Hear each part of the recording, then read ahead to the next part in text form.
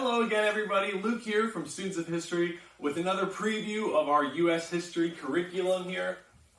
This time we are up to the unit on the early Republic era, the early years of the United States, from the presidencies of Washington and Adams, all the way through the era of good feelings, the end of War of 1812, and that early period in American history. This unit, you can see, is 8 days based off of a block schedule. If you teach shorter classes, those 8 days could turn into 16 days or 3 weeks or so on this unit here.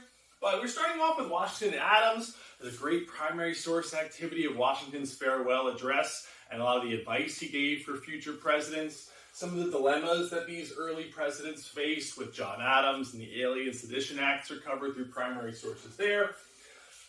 A big lesson on day 2, a look at the early political parties, how the Federalists and Anti-Federalists broke into the Federalists and the Democratic Republicans and that two-party system that we still have in America today. Jeffersons Presidency is the topic of day 3 with a great PowerPoint that'll take you through all the contradictions that made up Thomas Jefferson and his role from the Declaration of Independence into his role as the 3rd President of the United States, the Louisiana Purchase, and some of his other accomplishments through the wars with the Barbary Pirates and such. Day 4, Lewis and Clark Expedition, is an awesome stations lesson where kids are moving around your room, just like in a way that Lewis and Clark kind of moved through the United States. Kids are stopping at different stations, learning about what Lewis and Clark saw, reading primary source document excerpts from their diaries, and mapping as they go. Day 5, we look at the presidency of James Monroe, the Monroe Doctrine, and America standing up to European powers, some more primary source analysis there. I'll look at some of those other early dilemmas of the United States. The War of 1812 is the topic of the next lesson. It's a great timeline activity with this one, another great PowerPoint or video or Google Slides that can help students learn about this early war, the Second American Revolution it's sometimes called.